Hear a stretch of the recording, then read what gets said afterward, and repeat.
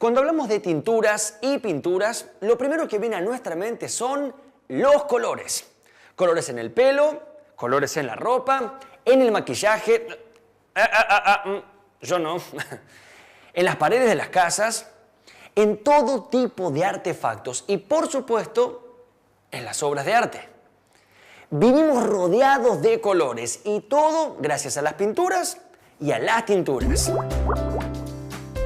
Desde el punto de vista químico, las tinturas son soluciones o mezclas homogéneas de una sustancia que da el color, llamada pigmento, en un diluyente como por ejemplo alcohol o agua. En cambio, las pinturas son suspensiones en las cuales un sólido finamente molido, o sea, el pigmento, se encuentra disperso en un material líquido, el aglutinante, que se utiliza para mezclar a los pigmentos y aglutinarlos, es decir, agrupar sus partículas. El aglutinante también es el que permite el secado de la pintura, ya que se solidifica al contacto con el aire. Un ejemplo de aglutinante es el aceite de linaza. Desde tiempos inmemoriales, con distintas técnicas, el ser humano puso color a su vida mediante pigmentos que dan color para fabricar pinturas y tinturas.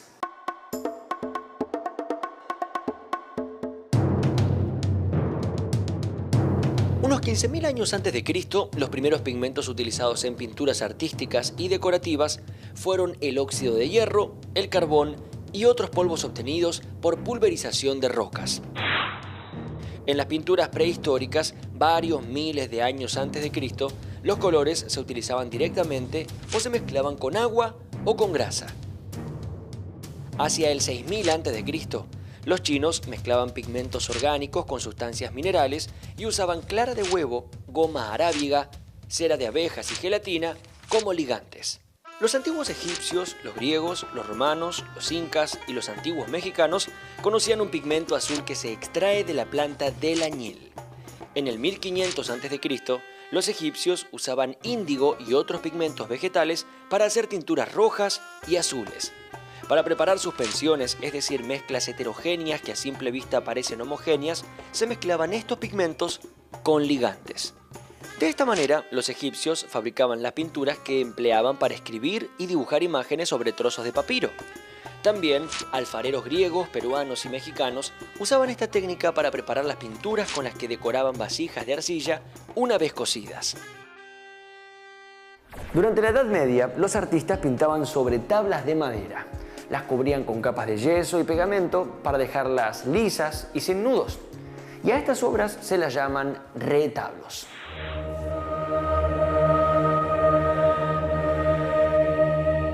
Para pintar se utilizaban suspensiones formadas por pigmentos pulverizados en agua y mezclados con yema de huevo, lo que se llama pintura al temple. La pintura al temple se usaba ya en la Grecia antigua, pero alcanzó gran difusión en el arte bizantino y cristiano primitivo. Estas pinturas tardaban bastante en secar, por lo cual los artistas no terminaban sus obras de manera muy rápida. No ocurría lo mismo con los artistas chinos, ya que no necesitaban más que un instante y un material ligero para hacer su dibujo. Les bastaba un trozo de seda, un pincel de bambú y una barra de tinta. Las pinturas chinas se extienden en largas tiras de seda y la tinta utilizada se denomina tinta china. Esta tinta se componía de un pigmento llamado negro de humo y de una goma o cola, y había que mezclarlas con agua antes de usarlas. Son prácticamente permanentes porque el carbón del negro de humo es químicamente inerte y la luz del sol no lo decolora ni lo afecta de ninguna manera. La tinta china de otros colores tiene tintes sintéticos en lugar de negro de humo. Las tintas chinas se usan sobre todo para dibujo. En Europa, el siglo XIV se caracterizó por ser el siglo de pinturas monumentales, los frescos. En esta técnica pictórica, unos aprendices preparaban el enlucido, una mezcla heterogénea de cal, arena y polvo de mármol con la que se recubrían las paredes. Mientras tanto, otros fabricaban los colores pulverizando los pigmentos y mezclándolos con huevo o con leche de higuera. El nombre de fresco se debe a que la superficie sobre la cual trabajaba el pintor se mantenía húmeda durante un día.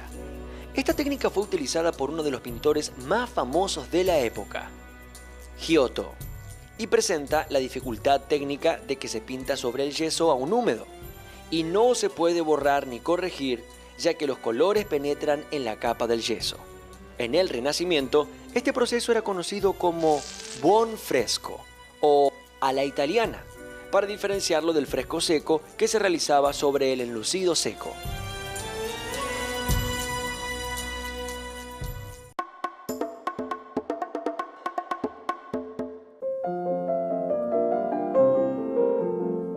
La pintura al temple cumplía a la perfección las exigencias de los pintores europeos de los siglos XIV y XV, pero durante este último siglo surgió la demanda de un nuevo tipo de imágenes que no se podían lograr con la técnica del temple al huevo ni con ninguno de los otros medios usados entonces. Y así comenzaron a usarse nuevos materiales, junto con el perfeccionamiento de los antiguos para lograr estos efectos. Hacia 1400 empezó a difundirse en Europa la técnica de pintura al óleo, en la cual el pigmento se mezcla con aceite. Durante el siglo XVI, los materiales y procedimientos de la pintura al óleo se desarrollaron lo suficiente como para que los maestros italianos pudieran explotar plenamente sus efectos y en el siglo XVII su empleo ya estuvo completamente difundido. Para fabricar los colores al óleo, se mezclaban los pigmentos con aceite y una esencia diluyente vegetal, formando así una suspensión de consistencia pastosa. El óleo permite superponer varias capas de pintura, ya sea diluida y transparente o pastosa y densa. Es un tipo de pintura que ofrece la ventaja de secar relativamente despacio, con poca alteración del color, lo que permite igualar, mezclar o degradar los tonos y hacer correcciones o retocar con facilidad. El pintor no está limitado a las pinceladas lineales, sino que puede aplicar veladuras, aguadas, manchas, vaporizaciones o empastes que son pigmentos muy espesos. El artista es libre de cambiar y de improvisar sin verse restringido a un dibujo preparado de antemano. El óleo permite obtener efectos de gran riqueza con el color, los contrastes tonales y el claroscuro. La técnica tradicional de pintura al óleo es por etapas. En primer lugar, se bosqueja el dibujo sobre la preparación a lápiz o a carboncillo o con pintura diluida en trementina, que es un diluyente vegetal. Después, se rellenan las amplias zonas de color con una pintura fluida y se va refinando y corrigiendo sucesivamente con pintura más espesa a la que se añade óleo y aceite.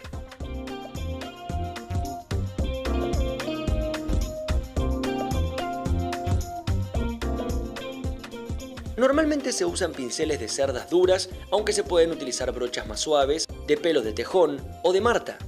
También se pueden emplear una paleta o espátula ancha y flexible o los dedos. Pero no solo se utilizan suspensiones para las obras de arte, también se utilizan mezclas homogéneas y sustancias como por ejemplo el grafito, que constituye la mina del lápiz, la carbonilla, que no es otra cosa que un trozo de madera carbonizada, y el pastel, que es una mezcla homogénea formada por pigmentos y goma arábiga que le da la consistencia pastosa.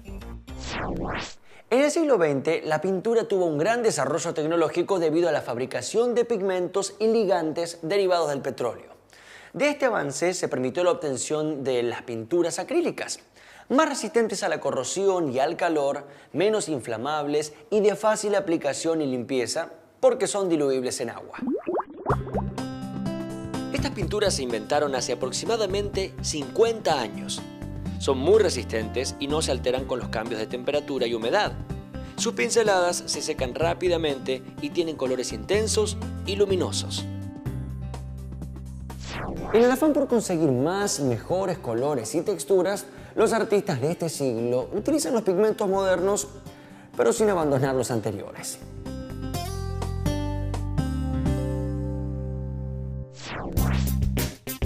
Las acuarelas, por ejemplo, se utilizan hace muchos cientos de años. Las pinceladas diluidas en agua, delicadas y transparentes, permiten superponer los colores. O la témpera, que se utiliza hace unos 1000 años. Las pinceladas de témpera son más espesas y opacas que las de las acuarelas. Desde aquellos primeros pigmentos hasta el acrílico, la técnica de fabricación de colores ha cambiado con los siglos. Actualmente, para fabricar distintos colores, se utilizan tanto pigmentos naturales como artificiales. Además, a las pinturas se le añaden extendedores, que son sustancias que no modifican el color y permiten utilizar menos cantidad de pigmento. Y también se le agregan estabilizadores que evitan que el pigmento se separe del ligante y mejora la textura de la pintura. En la fabricación industrial, las partículas de pigmentos se dispersan en el ligante por medio de cilindros moledores con bolas de acero rotativas en su interior. Llamamos pintura a un grupo grande de materiales que se utilizan para diversos fines. Algunas pinturas se relacionan directamente con el arte, como por ejemplo los óleos y las acuarelas.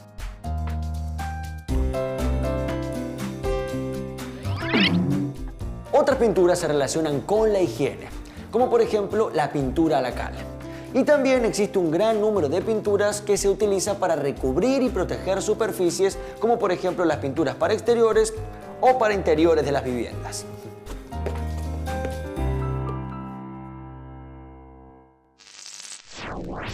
La pintura a la cal con la que se blanquean las casas o se cubre el tronco de los árboles es una pintura al agua que tiene como aglutinante y pigmento al hidróxido de calcio, o sea, cal apagada. Este tipo de pintura es una solución, es decir, una mezcla homogénea que se utiliza no solo para decorar y recubrir una superficie, sino también por el poder bactericida de la cal. El hidróxido de sodio, que forma parte de la cal, es una sustancia alcalina que absorbe la humedad de las paredes, evitando la formación de hongos y además evita el crecimiento de virus y bacterias. En muchas ocasiones, a esta mezcla se le agregaba leche con el objeto de aumentar la consistencia y la resistencia de la pintura. La idea de utilizar pintura para proteger y preservar una superficie no es nueva. Ya en el siglo II a.C., los chinos utilizaban laca para recubrir sus edificios. En Europa, el uso de la pintura como protección se inicia en el siglo XII después de Cristo. Aunque los romanos ya conocían el empleo del aceite de linaza como medio fluido para la pintura, los artistas solo lo utilizaron a partir del siglo XV. El albayalde, un pigmento blanco, tuvo una gran expansión durante el siglo XVII. Y la pintura hecha con mezclas de pigmentos y medios fluidos se empezó a comercializar en el siglo XIX. En la actualidad existe una gran variedad de pinturas formadas por distintos componentes, según la utilidad que se les quiera dar. De todos modos, en general, las fórmulas de la pintura moderna cuentan con diversas categorías de compuestos químicos. El aglutinante forma el recubrimiento fino y adherente. El pigmento, dispersado en el medio fluido, da a la película terminada su color y su capacidad para cubrir las superficies. El disolvente o diluyente se evapora con rapidez una vez extendida la pintura. El aglutinante puede ser un aceite secante formado por la mezcla de dos sustancias, como por ejemplo ácido linoleico con glicerina, o también puede ser una sustancia derivada del petróleo, como polímeros. Muchas veces se le agrega un material de relleno para mejorar la resistencia de la película una vez que está seca. Este material suele tener componentes en polvo como el kaolín o el sulfato de bario.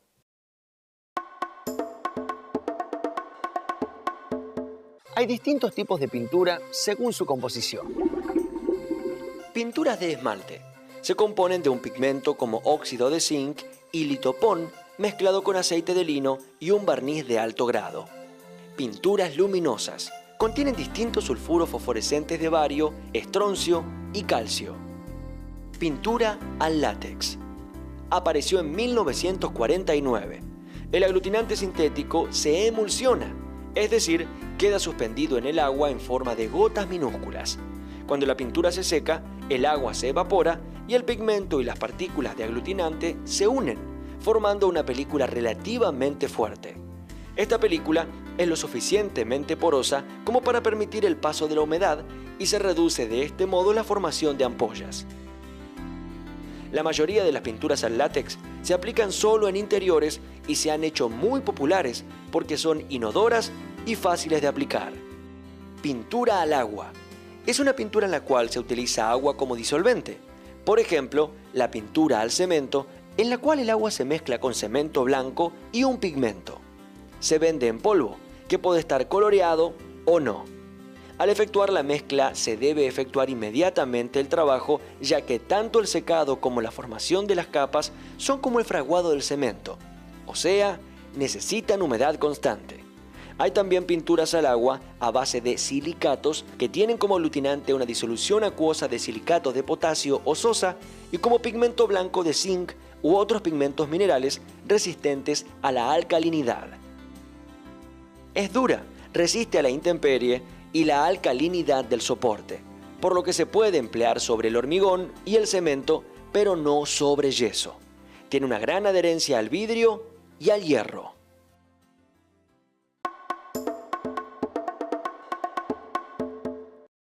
Hoy la industria de las pinturas y tinturas es compleja, pero durante siglos su fabricación fue artesanal. Hace unos 17.000 años, estos artistas dibujaban animales en las paredes de sus cuevas, trazando primero el contorno con trozos de carbón y luego los coloreaban con pigmentos que preparaban moliendo finamente trozos de minerales. Para fijarlos en las paredes de las cuevas, los machacaban contra estas, con piedras o con las manos. En nuestro país existe la Cueva de las Manos, ubicada muy cerca de la Ruta Nacional número 40, en la cañada del río Pinturas en la provincia de Santa Cruz, donde farallones de color rojo y caramelo conforman un paisaje que corta el aliento.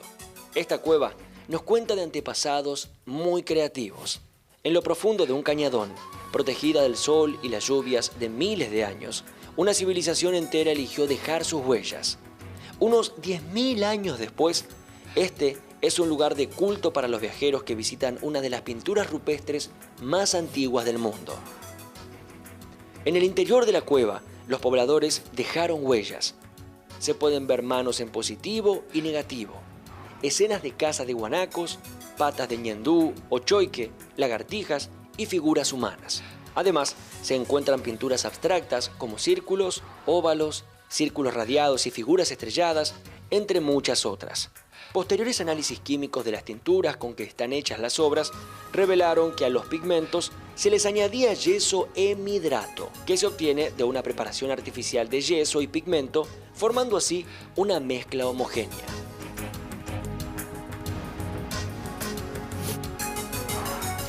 La pintura rupestre de las Cuevas de las Manos es una de las tantas manifestaciones artísticas que podemos encontrar del pasado de nuestro territorio, muchas de las cuales están relacionadas con el arte textil y el teñido de fibras para hacer tejidas.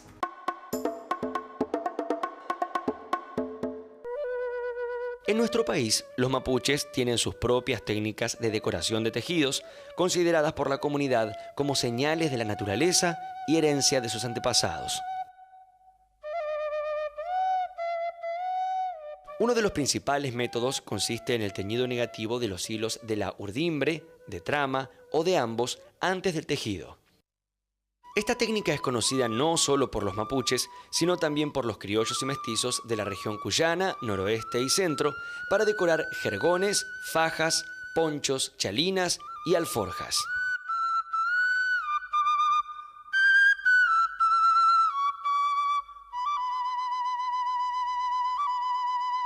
En la actualidad, aunque las anilinas industriales van desplazando los procedimientos tradicionales, todavía se emplean tinturas vegetales y animales en el teñido de tejidos. En general, se tiñe en caliente, previo mojado en agua y desengrasado de los hilos con lejías de cenizas de jume, cachiyuyo u otras plantas. Se suelen utilizar mordientes, sustancias que sirven para fijar el colorante sobre la fibra y para virar el color. Pueden ser sales como el alumbre, la alcaparrosa, la coipa, el cremor tártaro, la sal común, sustancias alcalinas como la cal, la ceniza, la orina fermentada, la chicha de maíz, el afrecho de trigo fermentado en agua, vegetales con oxalato como el cuyé, jugo de limón y algunos otros. Las tinturas naturales más empleadas son las de origen vegetal.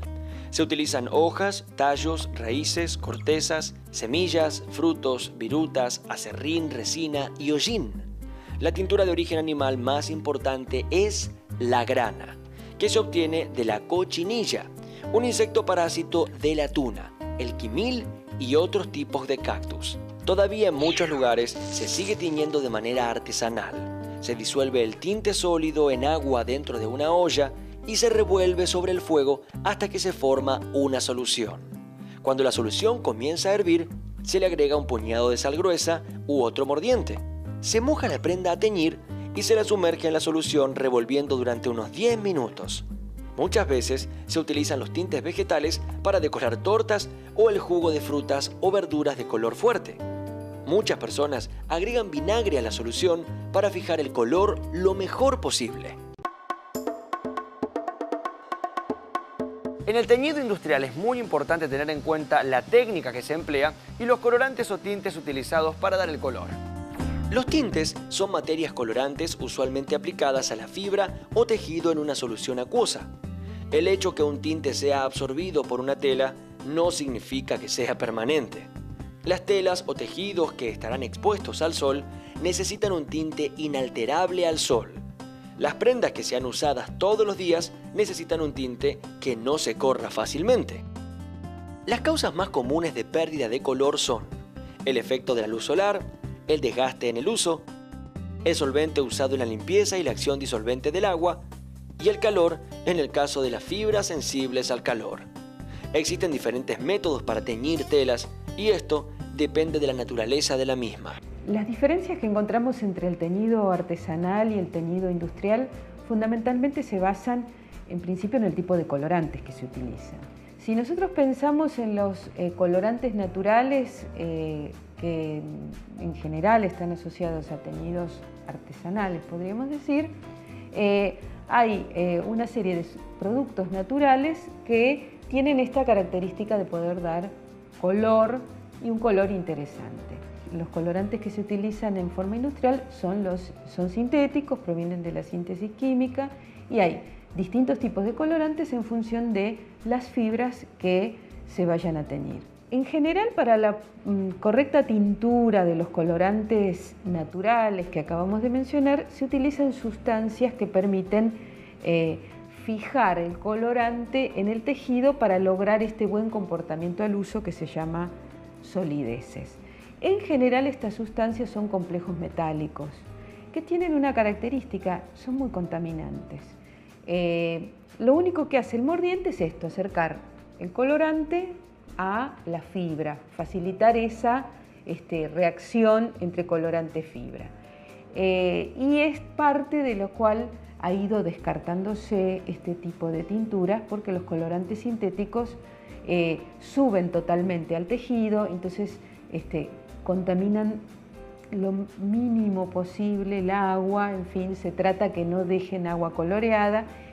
En general hay un concepto bastante erróneo. Cuando se habla de colorantes naturales se piensa en algo ecológico. No es así. Puede haber colorantes que tengan un comportamiento ecológico, pero no es esto la regla mayoritaria de los colorantes naturales.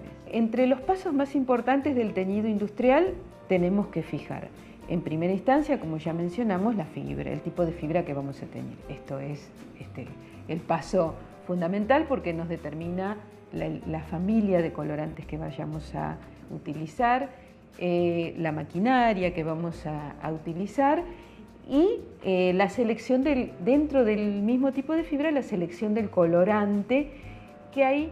Como hay familias de colorantes, también hay comportamientos y precios muy diferentes de cada tipo de colorante en función del comportamiento que vayan a tener. En función de estos elementos hacemos la receta de tintura, cuánto colorante vamos a usar, en qué porcentaje, si vamos a mezclar colorantes, mezcla de varios colorantes que se llaman tricromías para poder obtener un color, qué productos auxiliares vamos a utilizar para mejorar el proceso de tintura, para igualarlo, y entonces definir cuál va a ser la curva de subida del colorante al tejido, en cuánto tiempo. En fin, estos son los principales pasos a tener en cuenta. Hasta acá descubrimos que es muy importante el uso que se le ha dado y se le da a las pinturas y a las tinturas. ya sea para darle color a las telas o al cabello, o para el arte y también para proteger las paredes de una casa. Sean colores primarios, más pasteles o con mayor intensidad, las pinturas recrean nuestra vista y hacen menos aburrida cada cosa que observamos.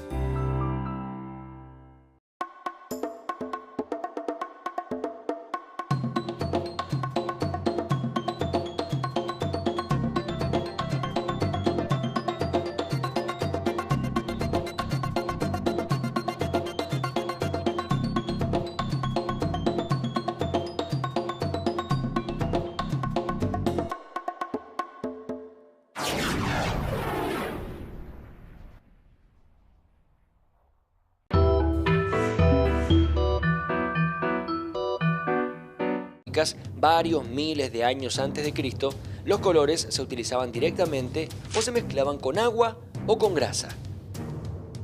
Hacia el 6000 a.C., los chinos mezclaban pigmentos orgánicos con sustancias minerales y usaban clara de huevo, goma arábiga, cera de abejas y gelatina como ligantes. Los antiguos egipcios, los griegos, los romanos, los incas y los antiguos mexicanos conocían un pigmento azul que se extrae de la planta del añil. En el 1500 a.C., los egipcios usaban índigo y otros pigmentos vegetales para hacer tinturas rojas y azules. Para preparar suspensiones, es decir, mezclas heterogéneas que a simple vista parecen homogéneas, se mezclaban estos pigmentos con ligantes. De esta manera, los egipcios fabricaban las pinturas que empleaban para escribir y dibujar imágenes sobre trozos de papiro. También, alfareros griegos, peruanos y mexicanos usaban esta técnica para preparar las pinturas con las que decoraban vasijas de arcilla una vez cocidas. Durante la Edad Media, los artistas pintaban sobre tablas de madera. Las cubrían con capas de yeso y pegamento para dejarlas lisas y sin nudos. Y a estas obras se las llaman retablos.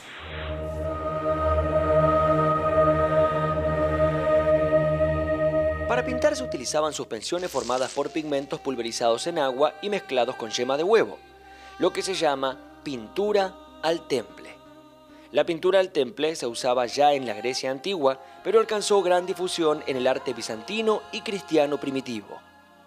Estas pinturas tardaban bastante en secar, por lo cual los artistas no terminaban sus obras de manera muy rápida. No ocurría lo mismo con los artistas chinos, ya que no necesitaban más que un instante y un material ligero para hacer su dibujo. Les bastaba un trozo de seda, un pincel de bambú y una barra de tinta. Las pinturas chinas se extienden en largas tiras de seda y la tinta utilizada, por ejemplo, alcohol o agua. En cambio, las pinturas son suspensiones en las cuales un sólido finamente molido, o sea, el pigmento, se encuentra disperso en un material líquido, el aglutinante, que se utiliza para mezclar a los pigmentos y aglutinarlos, es decir, agrupar sus partículas. El aglutinante también es el que permite el secado de la pintura, ya que se solidifica al contacto con el aire. Un ejemplo de aglutinante es el aceite de linaza. Desde tiempos inmemoriales, con distintas técnicas, el ser humano puso color a su vida mediante pigmentos que dan color para fabricar pinturas y tinturas.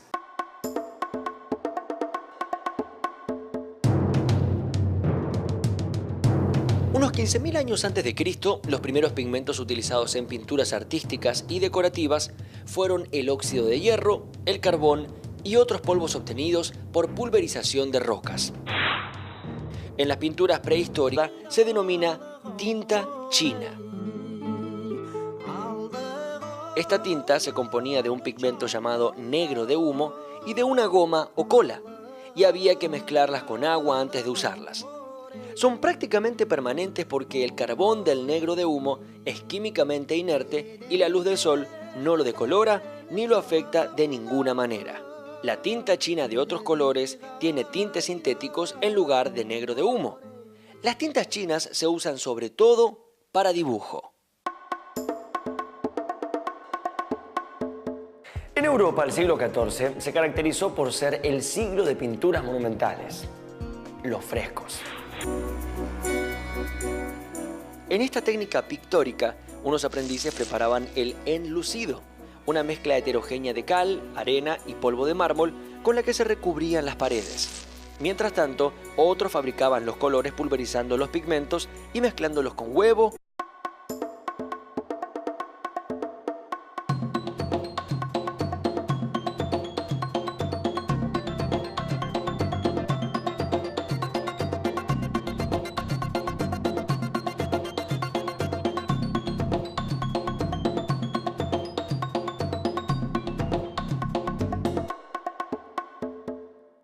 Cuando hablamos de tinturas y pinturas, lo primero que viene a nuestra mente son los colores. Colores en el pelo, colores en la ropa, en el maquillaje. Yo no. En las paredes de las casas, en todo tipo de artefactos y, por supuesto, en las obras de arte. Vivimos rodeados de colores y todo gracias a las pinturas y a las tinturas. Desde el punto de vista químico, las tinturas son soluciones o mezclas homogéneas de una sustancia que da el color, llamada pigmento, en un diluyente como por